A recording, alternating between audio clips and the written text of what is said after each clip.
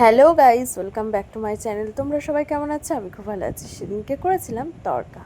তো তোমাদের দাদা ভাই আর আমার খেতে খুবই ভালো লাগে তড়কাটা। তো তাই জন্য ভাবলাম রাত্রিবেলা কী বানাবো তড়কা বানিয়ে নিই। তার জন্য দুটো ডিম নিয়ে নিয়েছি। ডিমটাকে একটু ভুজিয়া করে তুলে নিয়ে সর্ষের তেল দিয়ে ভালো করে গরম করে নিচ্ছি, যাতে এর ভেতরে একে একে পেঁয়াজ কুচি, আদা কুচি, লঙ্কা কুচি সমস্ত জিনিসগুলো আমরা ভেজে নিতে পারি।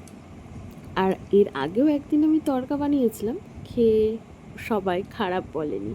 তাই জন্য আজকে করার সাহসটাও একটু বেশি, যে হচ্ছে খেয়ে কি বলবে না বলবে। তো তাই জন্য আমি আজকে একটুখানি ভালোভাবে, মানে যে আগের দিনকে যেরকমভাবে করেছিলাম তার থেকে একটু কনফিডেন্স নিয়েই আজকে এই রান্নাটা করছি। তো হচ্ছে দেখো, লাল লাল করে একটুখানি পেঁয়াজটা ভেজে নেব আমরা। ভেজে নিয়ে তারপরে একে একে সমস্ত কিছু দেব। টমেটো দেব একটুখানি, লাল টমেটোটা দিলে বেশ ভালো হবে। তো তারপরে আমরা সেদ্ধ করা হচ্ছে তড়কাগুলো দিয়ে দেবো। অনেকে জানো তো সেদ্ধ তড়কাটা এমনি লবণ দিয়েও খায়, অনেকে খেতে ভালোবাসে, কিন্তু আমার ওটার থেকে মশলা দিয়ে বানাতে বেশি ভালো লাগে। তো তোমাদের দাদা ভাইয়েরও খুব ভালো লাগে। তো আজকে খেয়ে কী বলে সেটাই দেখার বিষয়।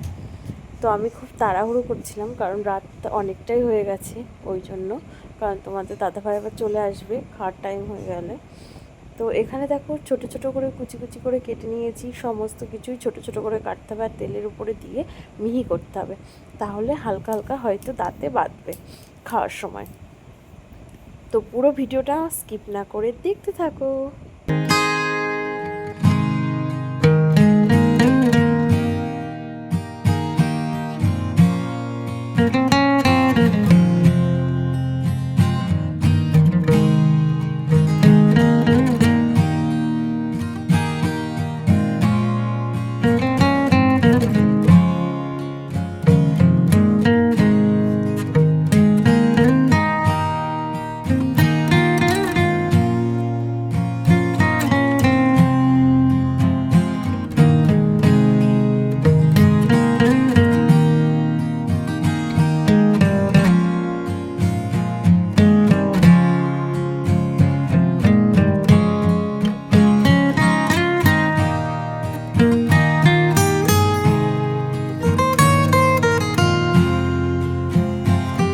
তো আমি ভালো করে দেখো লাল লাল করে কষিয়ে নিচ্ছি। একটুখানি আমি হচ্ছে কালার আনার জন্য কাশ্মীরি রেড চিলি পাউডারটা দিয়েছি, আর এর ভেতরে সেদ্ধ তড়কাটা সব দিয়ে দিলাম।